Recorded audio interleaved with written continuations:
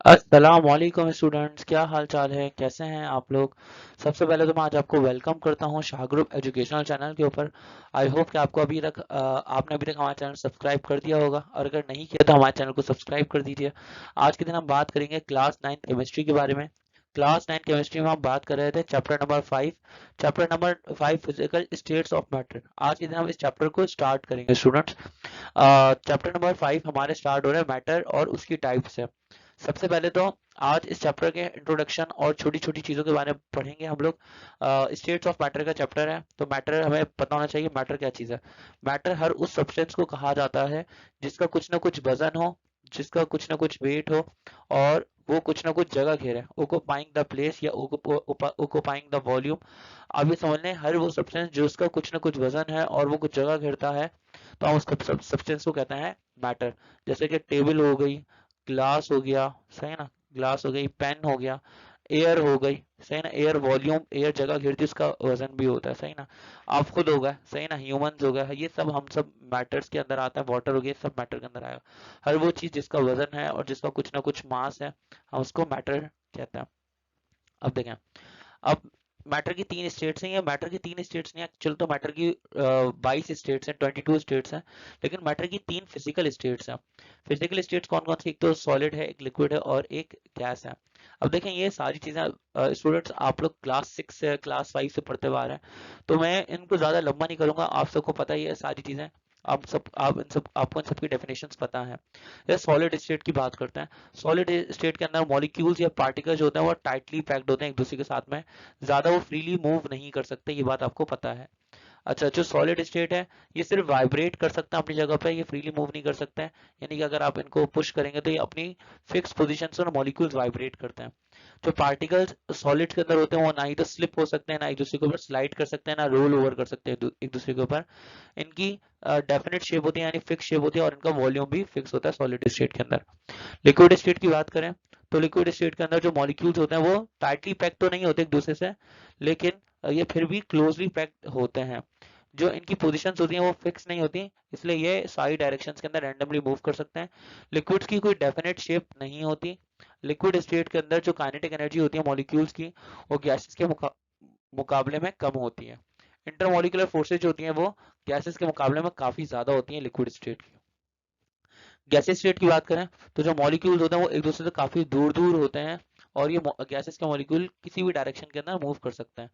जो गैसेस के मॉलिक्यूल्स की आपस की कोहेसिव फोर्सेज हैं, यानी कि गैसेस के मॉलिक्यूल्स के दरमियान में आपस में जो फोर्स ऑफ अट्रैक्शन होती है, वो ना होने के बराबर होती है, नेग्लिजिबल होती है। काइनेटिक एनर्जी गैसेस के मॉलिक्यूल्स के दरमियान जो होती है वो काफी ज्यादा होती है। गैसेस के मॉलिक्यूल बहुत तेजी से मूव करते हैं। गैसेस के मॉलिक्यूल की ना ही तो डेफिनेट शेप है, और ना ही इनका कोई डेफिनेट वॉल्यूम है। अच्छा, अब हम आगे बढ़ते हैं। अब हम काइनेटिक मॉलिक्यूलर थ्योरी के अकॉर्डिंग हम सारी स्टेट्स को समझते हैं, काइनेटिक मॉलिक्यूलर थ्योरी के अकॉर्डिंग, ठीक है। ठीक है, सबसे पहले हम सॉलिड्स को समझते हैं on the basis of kinetic molecular theory. ये चीज कहलाते हैं kinetic molecular KMT of solids, kinetic molecular theory of solids, ठीक है ना। तो यहाँ पे क्या बता रहे हैं स्टूडेंट्स, के डेफिनेट शेप का मतलब है फिक्स शेप।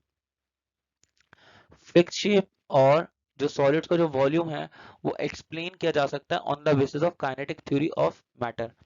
जो गैसेस की फिक्स शेप है, या जो गैसेस का फिक्स्ड वॉल्यूम है, उसको हम काइनेटिक थ्योरी ऑफ मैटर के अकॉर्डिंग एक्सप्लेन कर सकते हैं।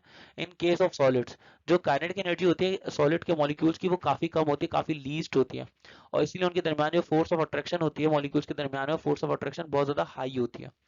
जो सॉलिड के मॉलिक्यूल्स होते हैं वो अपनी पोजीशन पर वाइब्रेट कर सकते हैं, ज्यादा मूव नहीं कर सकते। इसी वजह से सॉलिड्स की जो शेप हो जाती है वो फिक्स हो जाती है, और उनका वॉल्यूम जो होता है वो फिक्स हो जाता है, क्योंकि उनके मॉलिक्यूल्स के दरमियान में फोर्स ऑफ अट्रैक्शन बहुत ज्यादा है, और मॉलिक्यूल्स टाइटली पैक्ड है। अब हम लिक्विड को एक्सप्लेन करते हैं students on the basis of kinetic molecular theory. तो यहाँ पे क्या लिखा हुआ, according to kinetic molecular theory, जो लिक्विड की काइनेटिक एनर्जी होती है, लिक्विड के मॉलिक्यूल्स की जो काइनेटिक एनर्जी होती है, वो काफी ज्यादा होती है। तो इसीलिए इनके दरमियान में जो फोर्स ऑफ अट्रैक्शन है, लिक्विड के मॉलिक्यूल्स के दरमियान में जो फोर्स ऑफ अट्रैक्शन है, वो हो यहाँ पर बोल रहे हैं कि काइनेटिक एनर्जी जो होती है काफी ज्यादा होती है, इसलिए लिक्विड के मॉलिक्यूल्स के दरमियान में जो फोर्स ऑफ अट्रैक्शन है, वो थोड़ी कम है, is very small as compare to solid. But यहाँ पे आपको ये समझना पड़ेगा कि attraction force between the molecules of liquid is higher than, is very high as compare to solid.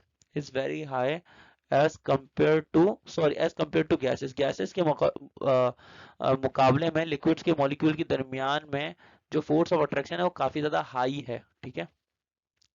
जो लिक्विड्स का वॉल्यूम होता है वो चेंज नहीं होता, क्योंकि मॉलिक्यूल्स होते हैं वो बेसिकली लिक्विड स्टेट को लीव नहीं करते ज्यादातर, तो इसलिए लिक्विड का जो वॉल्यूम होता है वो कंप्रेस करने से हाई प्रेशर के थ्रू ये ज्यादा चेंज नहीं होता। अब हम गैसेस की एक्सप्लेनेशन की बात करते हैं। जो गैसेस हैं, गैसेस की एक्सप्लेनेशन देते हैं on the basis of kinetic molecular theory. तो यहाँ पे क्या लिखा हुआ है, इंटरमॉलिक्यूलर डिस्टेंस गैसेस के मॉलिक्यूल्स के दरमियान में काफी ज्यादा होता है, यानी कि गैसेस के मॉलिक्यूल्स के दरमियान में फासला बहुत ज्यादा होता है, ठीक है। जिसकी वजह से उन गैसेस के मॉलिक्यूल के दरमियान में फासला बहुत ज्यादा होने की वजह से फोर्स ऑफ अट्रैक्शन काफी कम हो जाती है। जो गैसेस के मॉलिक्यूल्स हैं उनकी काइनेटिक एनर्जी काफी ज्यादा होती है। जब गैसेस के मॉलिक्यूल्स की काइनेटिक एनर्जी ज्यादा होती है तो उनके मॉलिक्यूल्स का बड़ी आसानी से फ्रीली मूव कर सकते हैं हर डायरेक्शन के अंदर। इसीलिए गैसेस के मॉलिक्यूल की कोई डेफिनेट शेप बन नहीं पाती, और क्योंकि गैसेस के मॉलिक्यूल फ्रीली मूव करते हैं तो उनका कोई फिक्स वॉल्यूम भी नहीं होता। स्टूडेंट्स, अब हम कुछ डेफिनेशंस की बात करेंगे। डिफाइन द फॉलोइंग टर्म्स, इन छोटी छोटी डेफिनेशंस की बात करते हैं। जैसे कि एवापोरेशन। एवापोरेशन क्या है? एवापोरेशन है लिक्विड का वेपर्स में कन्वर्ट होना, लिक्विड का वेपर्स में या लिक्विड का गैस में कन्वर्ट होना, लिक्विड का वेपर्स में कन्वर्ट होना at any temperature, at any temperature it is known as evaporation. तो यहाँ पर वही लिखा हुआ, the process due to which a liquid changes into gases form. एक ऐसा प्रोसेस जिसमें लिक्विड जो है वो वेपर्स की फॉर्म के अंदर या गैसेस फॉर्म के अंदर चेंज होता है at a temperature below it's boiling point, अपने बॉइलिंग पॉइंट के नीचे नीचे किसी भी टेम्परेचर पे जब लिक्विड वेपर्स के अंदर चेंज होता है तो ये प्रोसेस कहलाता है एवापोरेशन। फ्यूजन के बारे में समझते हैं। फ्यूजन क्या कहलाता है? फ्यूजन को हम मेल्टिंग भी बोलते हैं। मेल्टिंग का मतलब है स्टूडेंट्स, फ्यूजन या मेल्टिंग का मतलब होता है सॉलिड का लिक्विड में कन्वर्ट होना, सॉलिड का लिक्विड में कन्वर्ट होना, ठीक है। ये हमारे पास फ्यूजन की डेफिनेशन है। तो ये लिखा हुआ, the process in which a solid change into liquid state by absorbing heat energy is called fusion या मेल्टिंग, ठीक है। स्टूडेंट्स, अब हम लास्ट डेफिनेशन की बात करेंगे, वो है सब्लिमेशन। सबसे पहले सॉलिड आ गया। सॉलिड क्या है? सॉलिड मैटर की वो स्टेट है जिसकी डेफिनेट शेप होती है और डेफिनेट वॉल्यूम होता है। अब हम सब्लिमेशन की बात करेंगे। तो सब्लिमेशन का मतलब है सॉलिड का डायरेक्टली गैस के अंदर कन्वर्ट होना। तो यहाँ पे वही लिखा हुआ है सब्लिमेशन के बारे में, the process due to which a solid directly changes into gases state.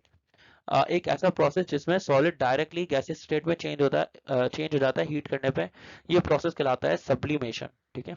Example के तौर पे चलते हैं। एग्जाम्पल के तौर पे अमोनियम क्लोराइड, आयोडीन या सॉलिड कार्बन डाइऑक्साइड, जिसको हम लोग ड्राई आइस भी बोलते हैं, या कैम्फोर काफूर को कहा जाता है। और यहाँ पर ये सारे जितने भी सॉलिड्स हैं डायरेक्टली गैस के अंदर कन्वर्ट हो जाते हैं, तो इनके अंदर सब्लिमेशन का प्रोसेस होता है। स्टूडेंट्स, आई होप कि आपको हमारी वीडियो पसंद आई होगी।